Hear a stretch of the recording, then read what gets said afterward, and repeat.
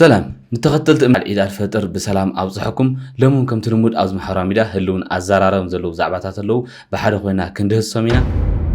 أزعدم زلو مرزن كوين وانا قصليو تقراي كم تكوع كان زحقوها كابنا يرحو صلاي بس باترولو قديفو بخالق مكينا نابتي آخي واكم سخرة فليتو اليوم سراو سودان إثيوبيا زغنا الدوران واقع ولغا كمل بواقع فيتو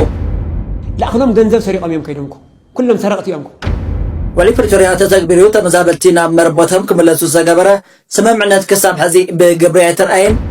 ወደ መቀሌ ያመሩ ያሉ ከመባድ ተሳቢዎች የጦር መሳሪያዎች እዚያምን ካልኦትን ዝብሉ አዝማ ሐራሚዳ አዘራራው ዘለው ዛዕባታት አለው በሓደ ኮይና ክንደስ ሰሚና ቅድሚ ግን ነዚ ዩቲዩብ ቻናል እዚ አጋይሽ ንሕራለኹም ሰብስክራይብ ምግባር ቤተሰብ እዚ ዩቲዩብ ቻናል ኩኑ ንቀጽል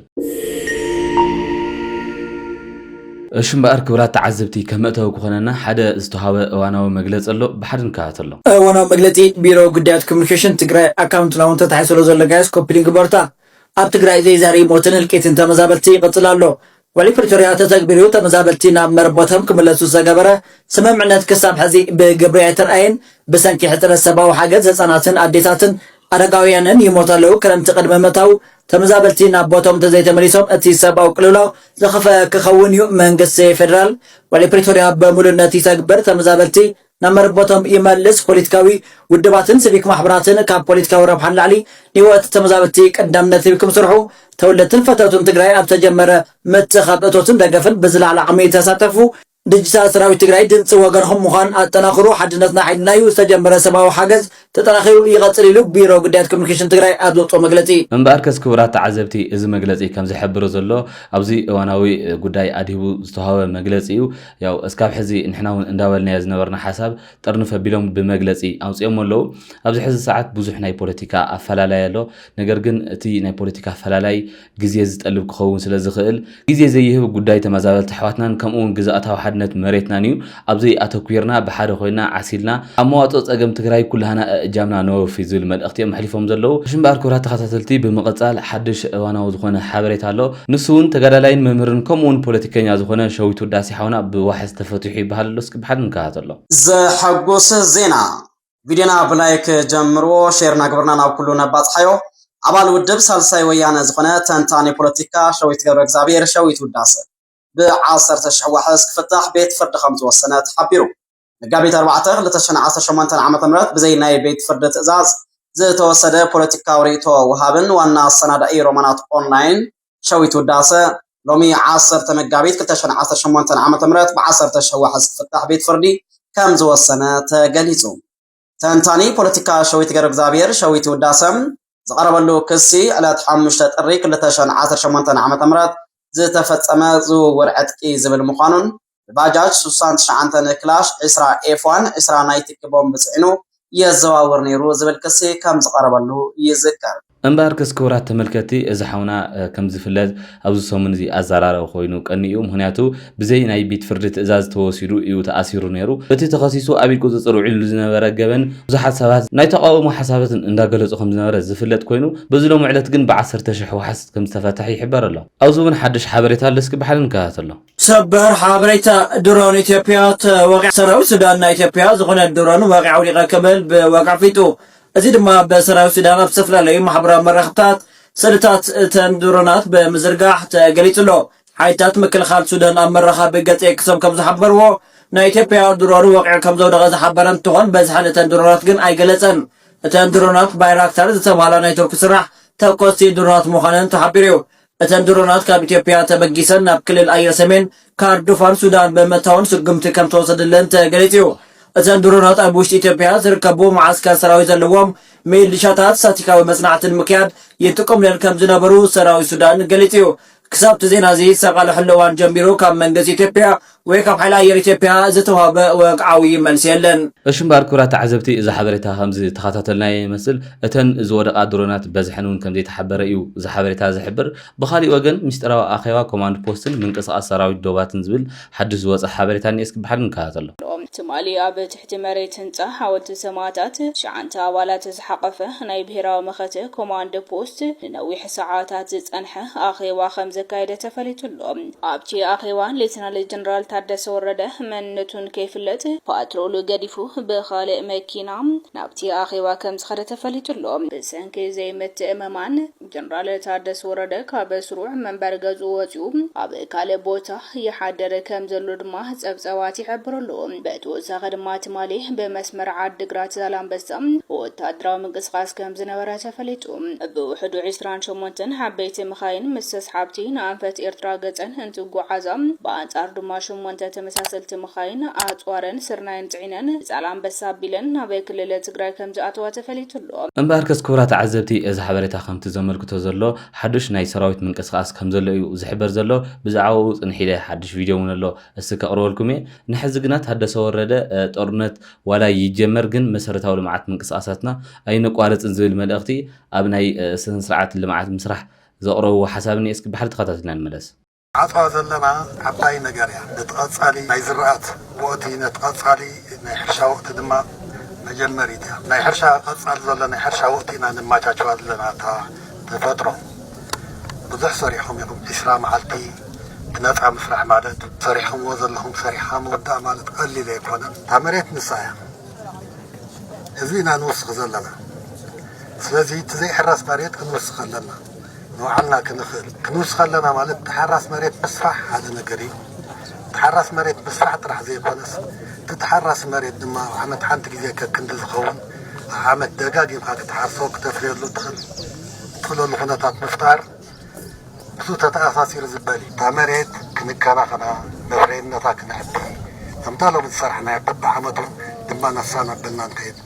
كاو بسترفة دما قبل العليا دما نسوز لنا زما تاچولنا ነገር ድማ መፍረይነት ናውሳና ክንከይድ ይግባእ ኣብ ዝኾነ ኩነታት ክንሰርሖ ዘለና ከሆነ ዳት ያሉ ሰላም ያሉ ብዘይ ገድስ ኩናት ስለዘሎ ከይበላ ሓይትነብር ሰላም ስለዘሎ ጥራሕ ኣይኾን ካንተል ወይ ናይ ኩናት ደበና ስለዘሎ ስጋት ስለዘሎ ሰንፈላሊልካስ ከይበላ ሓይትብን ደቃ ተጥሚ ንዓልካ ተጥሚ ስለዚህ ኩሉ ሰብ توزيز الله حورة السبب توزيز الله من حدار توزيز الله أمباركز زخوركم تعذبتي تحدث ورد زغلط حساب كم زين نكاتاتولو زنبرنا أو زخونه يكون ناي كوينات دبنا ولا نحلو مسرتاو لمعات منقساساتنا ግን كجدب كم زي ولي نحبر نيرم بخالي وغن دما ابزي بزعبا هلو ناي كونታት ትግራይ ዝተተንተነ ሓበሬታኒ እስኪ ብሓድ ንካታተሎ ካብቲ ክሳብ ሕጂ ትኩ ዘይበነ ነቃጸሎ ናይ ቅድሚ 3 ዓመታት ገናተይ ሓዌት ናብ ካልእ ዝወዓሰ ጓህር ገጻ ገይራ ከም ዘላ ዝንባለ ኣብ ዘንጸባርቆሉን በዚ ድማ ሚሊዮናት ደቂ ዝሻቆሉን ዘለው ጉዳይ ኮይኑ ትግራይ ከምቲ ንእስነ ተበልኩስ ተቆርሚ ምን ዝብሃል ኣብ ውሽጣ ዝቕጽል ዘሎ ሕቶክትኽ ግን እቲ ዝኸፍአ ሓደጋ ዝዕድም ዘሎ መርዘን ኮይኑ ዋና ቀጸለ እዩ ትግራይ ከምቲ እኳ ቃንዛ ሓቆኻ ካብ ናይ ርሑቕ ጸላኢ ብስ ዝብሃል ኮይኑዋ እቶም መንጎሊ ቃናን ፖለቲካን ሰልፍታታን ኢሉውን ነጠፍቲ ማሕበራዊ ሚድያን ጸለውቲ ሰባት እናሰፍሐ ኸይዱ ክሳዕ ሰይፍ ምምዛዝ ደቅኖ በዓረር ምቅታል ዝበጽሐ ተጻብኦ ትግራዋይ በባዕሉ ዝነበሮ ናይ ምትእምማንን ሓቢርካ ዶ ምባልን ዓቕሚ ላሕሊሑ ንግዳማዊ በላዕ ብኢደ እግሩ ተሳጢሑ ናብ ከቢድ ዓዘቕትን ቆልቁሎም ዝርከበሉ መድረኽ በፂሕሎ ግደ ሓቅስ መሪሕነት ከም ዓንዲ ዝቑጸር በትን በዝን ዝድርበይ ልስሉሳትን ሓርፋፋትን ኣስተዋጽኦታት ዝጸውር ድልድል ምርኩስ ሓሳባት ዝእክብ ተግባር ዘቀላጥፍ ተመሪሕ ዝገንሕ ቀይናን ዘቕና ሰረቱ ፍሉጥ ማዕድ ለባማት እዩ እንተኾነ ግና ትግራይ ዕድል ግድል ዘይገበረት ኮይናስ መዋጽዋ ዘእንፍቱ ሓሳባት ጠሚሩ ዝቀይነኑ ከቅንዕ ትዕግስት ዝተዓደለ ጸዋር መሪሕነት ሲትረፍ ንቡርን ፍቱንን ሓቅታት ንምቕባል ሞራል ሰኣነ ቁልዓ ዓይኑን ዝጠቆሞ ዝሕነይ ሃንቀል ዓይኒ እሺል ካለይሉ ክብሩ ዝተነኽእ ዝመስሎ ፍሉያትን ተዓጻጽፍትን ምስ ዘመን ዝጓዓዙ ሓሳባት ከተኣናግድን ግድዕ ዝልወጥ ዘይበሰለ መሪሕነታ ሰምሩጻት ሓሳባት ደቂ ትግራይ ፈቆዶ መንገዲ እናንጠብጠበ ሕልፍን ትብል ድማ ሓሳባቶም እናዓፈነ እናዋቕዕን እምበር ከዛ ዓዲ ምስትህሉ ጥራሕ መራሓ ከም ዝበሃል ይፈልጥ ድዩ ክትብል ይዝዳርገካ እናፈለጠ ሰፈሩ ማዕቀል እዩ ዝዘርግ ኣላትን ኢሉ ንዝመራሓ ዓዱ መጻኢ ኣዘጽልምት ውሳነን ግብርን ዘሰጉምስ ናይ ማንከ ከም መራሓን ዓርሲ ይቆጽር ድዩ ክትጠራጠር እኹል ምኽንያት ይዝኾነካ እምበር ትግራይ ሎሚ ከም ኣካባቢ ሳና ዓዱ ውዕል ኮይና ገዛ ገለኦም ነገር ናይ ዘይብሎ መሕተኽተኽ ሰፈር ኮይኑ ኣደዳ ጸላይ ንማሕረርቲ ከም ዝተቀረበት ገንሸልያ ብብዙሓት ትንሰል እንተኾነ ግና እቲ ህዝቢ እውን ከም ተቀዲሙ ብምሰላ መሪሕነት ከም ዓንዲዩ እንተ ደሪቑ ይስበር እንተ ለምሊሙ ድማ ይጸውርን ክብል ዘቐመጦ መሪሕነቱ ምሕር ከይደርቕን ምሕር ለምሊሙ ድማ ሓላፍነት ንምጻር ዘይብቆዕ ከይኸውንን ብሓላፍነት ብቆዕን ቅንዑን ገይሩ ናይ ምህናጽ እጃም ብዝግባእ ክጥቀመሉ ይከኣልን እንተኾነ ከምቲ ህዝቢ ዝበሎ ሰማይ ዝበሎ ዝበሃል እቲ ሰፊሕ ባሕሪ ህዝቢ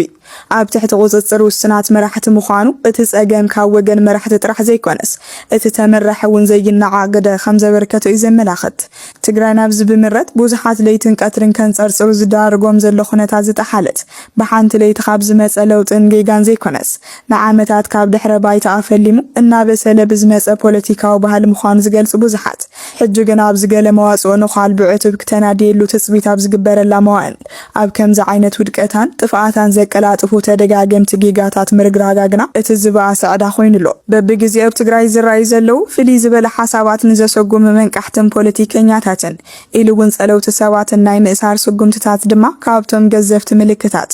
ኣብ መንጎ ተጋሩ ሓጓፋት ናይ ምፍጣር ናይ መራሕቲ ትግራይ ዓሻራታት ተገይሮም ዝፅርሑ እዮም። ሽምባር ክብራት ተዓዘብቲ ኣብዚ ዝቐረበ ሓሳብ ከምቲ እንዳተኸታተልና ዝነበርና ብጣዕሚ ብዙሕ ሓሳባት ኣልዒሉ እንዳተንተነ ነይሩ። እዚ ትንተና ማለት እዩ። ኣብዚ ዝተለዓለ ሓሳባት ግን እቶም ቀንዲ ትኩረት ክግበረሎም ዝግባእ ምሁራን ኣብ ምብትታንና ፖለቲከኛታት ኣብ ምፍልላይ ዘሎ ነጥቢ ብጣዕሚ ተተኪሩሉ ክሰርሐሉ ዝግባእ ምዃኑ እንዳተሓበረ ነይሩ። ምዝ ዝተተሓሓዘውን ካሊእ ቪድዮ ኒ እስኪ ብሓደ ንረአዮ። ጀነራል ጻድቃን ዝበሎ ኣብ ቲቢኤስ ቀሪቡ ኩለና ከም ሰማዕናዮ አንጻር ስርዓት ወይ አንጻር ንለውጢ ተላዓሊ ዝብል እዩ። ኣብ ገና ካብ ትግራይ ከይከደ ይኮነን ከምኡ ኢሉ ታገብር ነይሩ ኣብዚ ውድብ ሕወሓት ሓደ ክነግረካ ውድብ ሕወሓት እዞም ከይዶም ነይሩ ማእኸላይ ኮሚቴ ብናተይ ርእይቶ ክሰዶም ይነበረ ይበሃል ቁዋሚ ዘለኒ ታገብሩ ነይሩ ክሕዞም ነይሩ ብሕጊ ሕተቱ ተረዲእካ ዳ ብሕጊ ሕተቱ ተረዲእካ ዳ ላእኽሎም ገንዘብ ሰሪቆም እዮም ከይዶምኩ ኩሎም ሰረቕቲ እዮም እኹል መረዳእታ ኣለና ኣሎ እኹል መረዳእታ ምስ ቀረብቲ ናይ 60 መዓልቲ ገምጋም ምስ ቀረበ እኮ እዮም ከይዶም ኣብነታት ኩሉ እዩ ኣብነታት ብረት ሰረቁ ሓፃዊን ሰረቁ ጨው ሰረቁ ተረዲእካ ዳ ናይ መኸተ ንብረት ሰረቁ ምስ ቀረበ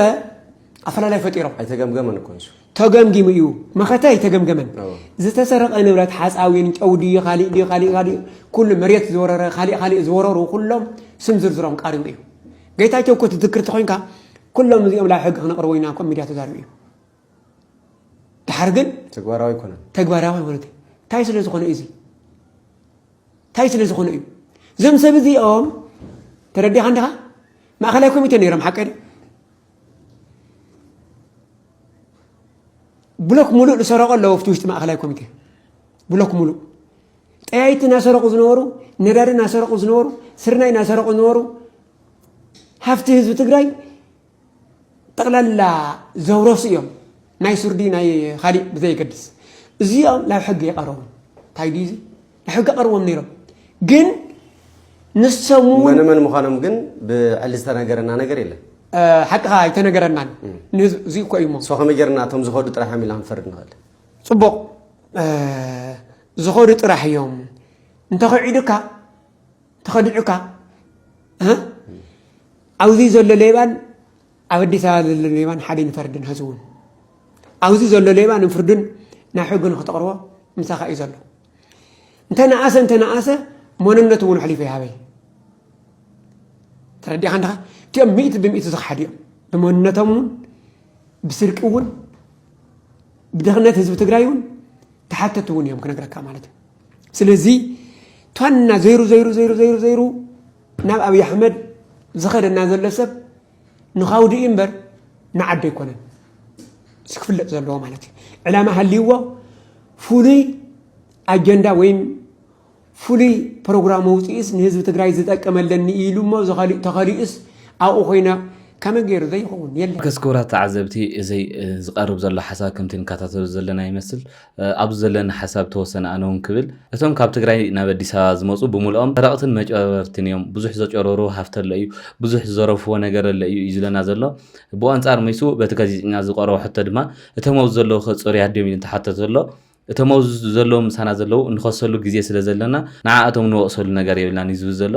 ነገር ግን ኣነ በዚ ሓሳብ እዚ ይቀወም ኣብ ትግራይ ኮይኑ ሃፍቲ ትግራይ ዝሰረቀን ካብ ትግራይ ዝወፀ ሰብን ማዕረ በደለኛ እዩ ክልቲኦም ናይ ሕጊ ቀሪዮም ክሕተቱ ይክእል ዘለዎ እምበር ምሳኻ ስለ ዘሎ ኣብ ትግራይ ስለ ዘሎ እቲ ፍርዲ ወይ ድማ እቲ ናይ ሕጊ ምቕራብ ይፅንሐለይ ምባል እዚ ፀገም ርእስ ፀገም እንዳተደረበ ትግራይ ናብ ዘይተወፅኦ ዓዘቕቲ ኣታት ዘላ ሃፍቲ ትግራይ ብውልቀ ሰባት እንዳተመናመነ ይጠፍእ ኣሎ እዞም ተሰሪቆምን ጠፊኦም ዝበሃሉ ዘለው ብስነ ስርዓት ብሕጊ ተኸይዱ ክሕተቱን ክተሓዘኑ ዘለዎም ዝብል ሓሳብ ኣለኒ እስኪ ኩራት ተመልከቲ ኣብ ዘለኩም ሓሳብ ኣብኩም ተካፍሉኒ እሽምባር ኩራት ተዓዘብቲ ኣብ ዞን ተመሳሳሊ በቲ ናይ ትግራይ ኩነታት ዝለዓል ሓደ ሓሳብኒ ብሓደ ንከታተሎ ንኣና ዝመቃቀሉና ዘለው ምንቅስቃሳት እዚኣቶም ኩልና ክንቃለሰ ንኽእል ኣለና ካብ ምስ ገራወትና ሰላም ንኸይንፈጥር እውን ከይዶም ኣለዉ ናብ ኤርትራ ንሕና ምስ ኤርትራውያን ክንራኸብ ሰይጣን ዝኾነሉ ንሶም ከይዶም ከዓ ዘይግቡእ ቀለበት ክገብሩ ከለዉ ድማ ንውር ዝገብርሉ ካብ ነውረኛታት ባዕሎም እናሃለዉ ከም ነውር ገይሮም ዝወስድና ፀላእትና እዮም ንሕና ግን እንተኮይንልና ሕጂ እውን እንተኾነ ካብኡ ንላዕሊ ምስ ህዝቢ ኤርትራ ይኹን ምስ ህዝቢ ኣምሓራ ይኹን ከባቢና ሓድነትና ብዘጠናኸር መገዲ እናተቃለስና እናሰራሕና ሓድነትና ኣጠናኺርና ናብታ ንደልያ ናይ ልምዓት ኮሪደር ዝኾነት ዞባ ምዕራብ ቦታና ክነኣቱ እዚ ናይ ድሕንነትን ህላወናን ዘረጋግፅ ምንቅስቃስ ከምዚ ዓይነት ተጀሚሩ ዘሎ ዕዉት ንክኸውን እዚ ኮንፈረንስ እዚ ከዓ ይምነ እምበር ክስኩራት ተዓዘብቲ እዚ ሓሳብ ከምቲ ክንከታተሎ ዝፀንሐና ኣብዚ ሕዚ ሰዓት ኣብ ትግራይ ኣብ ክልተ ፖለቲካዊ ኣፈላላይ ፈጢሮም ክልቲኦም ነናይ ዓለም ፀጊዒ ነናይ ዓለይ ደገፍ ይኾነኒ ዝብሎ ኣካል ተደጊፎም ይርከቡ እቲ ቀንዲ መእሰሪ ነጥቢ ግን ግዛእታዊ ሓድነት መሬትና ናብ ንቡር ክምለስን ከምኡውን ተመዛበለ ህዝብና ብሰላም ክምለስን ክኸውን ግን ተስፋ ንገብር እምበር ክስኩራት ተዓዘብቲ ምስ ተተሓሒዙ መዋፅኦ ትግራይ TDF ምጥንካሪ ይብለና ኣሎ ተመስገን ዳዊት ቅድሚ ሕዚ ኣብ ሓራ መሬት ዝነበረ እስኪ ብሓደ ንከታተሎ ውግእ ንምትራፍ TDF ነጠናኽር ምክንያቱ TDF ጠንካራ ኮይኑ ተተረኺቡ TDF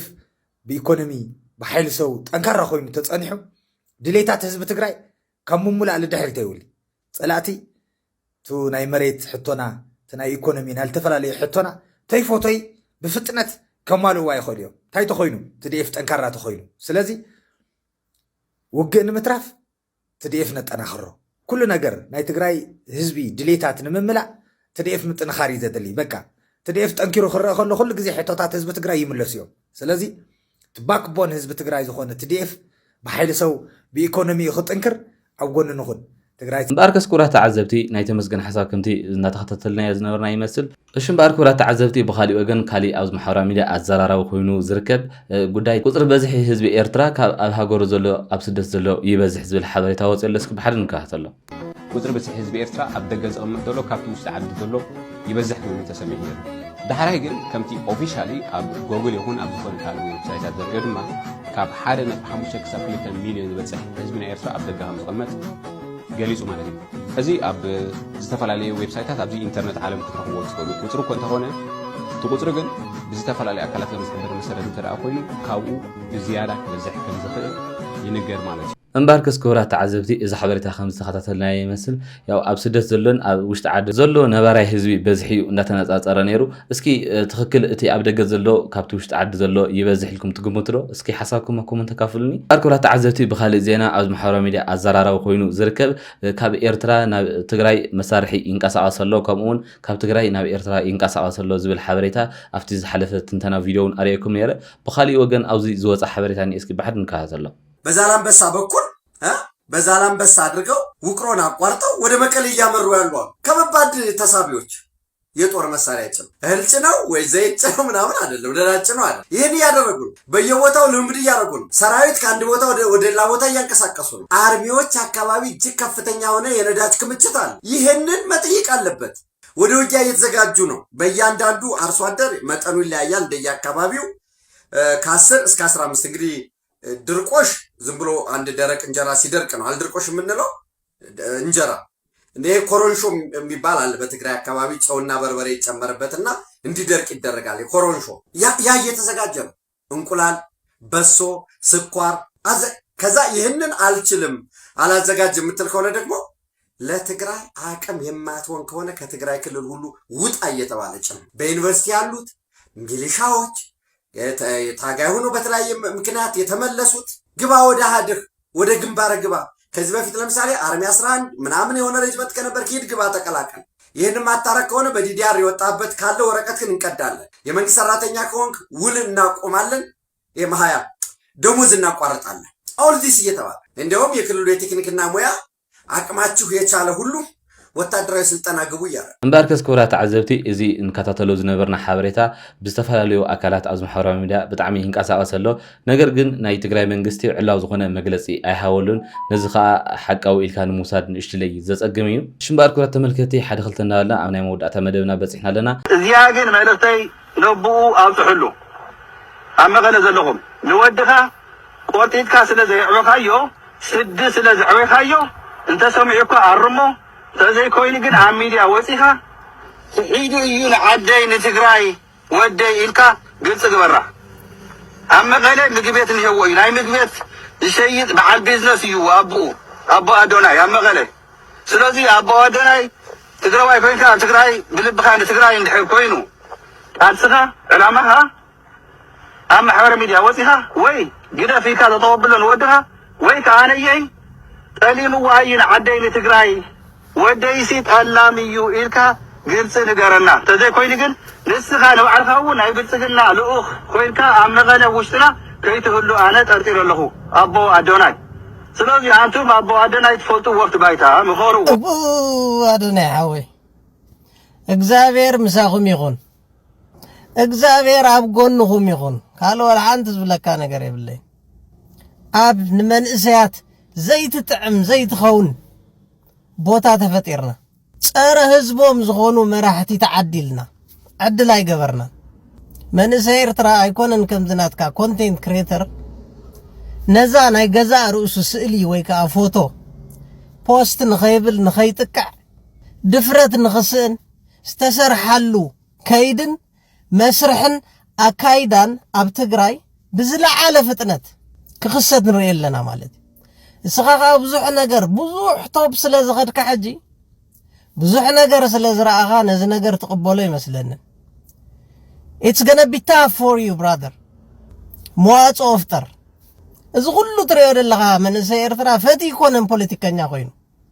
ካባይ ጀሚርካ ኣብ ነፍሲ ወከፍ ማሕበራዊ ህይወትና ጠብሎቕ እንዳበሉ ስለ ዘሸገሩና እምበር ትግራይ ድሓን ነርኩም በኣኹም ቅዱስ ቅን ንቕንእ ነርና እንዳተበላሸወ እንዳገደደ ኸይዳል እግዚአብሔር ኣብ ጎንኹም ይኹን በናይ መለክዒ ሕጂ ንትግራይ ክሒድዋ ዝበሃል ዘሎ ድላዩ አዲስ አበባ ይኮነን ዋላ መብራቅ ቲሞር ደይከይድ እንታይ እቲኩም ብጣዕሚ ዝሕዝን ኩነታት ትግራይ ኣዶን ነፍሲ እንባርከስ ክብራት ተዓዘብቲ እዚ ክንከታተሎ ዝፀንሓና ሓሳብ ኣነ ብጣዕሚ ስምዒታዊ ገይሩኒ እዩ ምክንያቱ ኣነ ንባዕለይ ኣብ ማሕበራዊ ሚድያ ዝንቀሳቐስ ሰብ ስለ ዝኾንኩ እዚ ሚኪ ትግራይ ዝበሃል ሎሚ ዓንቲ ኣስፋሕ ቢለ ናብዑ መልሲ ክህቦ እየ ምናልባት እዛ ቪድዮ እዚኣ ናብኡ ክተብፅሑ ለይትኽእሉ ሰባት እንድሕር ኣለኹም ሼር ግበሩለይ ሚኪ ትግራይ ኣብ ትግራይ ኮነ ዝነብር ንባዕሉ ኣብ ወፃኢ ሃገር እዩ ዝነብር ብኸመይ መንገዲ እዩ ንኣዶናይ ኣብ ኣዲስ ኣበባ ስለ ዝነበረ ንኣሜሪካ ስለ ዝኸደ በአማርኛ ኮንተንት ስለዚ ሰርሕ ብኸመይ ምክንያት እዩ ንትግራይ ክሒድዋ ክበሃል ዝኽእል ንባዕሉ ኩነታት ይሓምቀሎ ትግራይ ኣብ ትግራይ ኩናት ክውላዕ ይኽእል ኢሉ ስለ ዝገመተ ኣይኮነን እዩ እንዳጎየኒ ኣሜሪካ ከይዱ ስለዚ ሚኪ ትግራይ ማለት እዩ ኣብዚ ከምዚ ዓይነት ሓሳባት ክተልዕል ከለኻ ነብስኻ እውን እንዳሓተትካ ተቕርቦም ሓሳባት ንባዕልኻ እውን ተወቃሲ እንዳገበርካ ተልዕሎም ሓሳባት ምስቲ ናይ ሕዚ ዝኒ 21 ክፍለ ዘመን ተቐባልነት ክህልዎ ይኽእል ዶ ንመንእሰይ ጥቕሚ እኒአዎ ዶ ዝብል ሓሳብ ኣብ ውሽጥኻ ክትሓስብ ክትክእል እኒአካ ትግራይ ንመንእሰይ ኣደዳ ስቃይን ስደትን ንክትከውን እትፈጥርዎ ዘለኹም ባይታ ፅባሕ ንግሆ ከቢድ ዋጋ ከኽፍለኩም እቲ ካብ ትግራይ ዝወፅእ ዘሎ መንእሰይ ፅባሕ ንግሆ ግልፅ ኢሉ ክሪኣ ኣይኽእልን እዩ ዓደይ ክብል ኣይኽእልን እዩ እቲ ምንታይ ትግራይ ሲኦል ስለትኾነ ዘላ ማለት እዩ ኣብዚ ዘለኩም ሓሳብ ኣብ ኮመንት ኣካፍሉኒ እምበኣርከስ ዝኸበርኩም ተዓዘብቲ ናይ ሎሚ ዓንቲ እዋናውን ሓደሽትን ሓበሬታ እዞም ክትከታተሎም ዝፀናሕኩም መስል ኣብ ቀፃሊ ብካልኦት ሓደሽትን እዋናውን ዛዕባታት ተመሊስና ክሳብ ንራኸብ ኣብዛ ዘለኹሞ ሰላም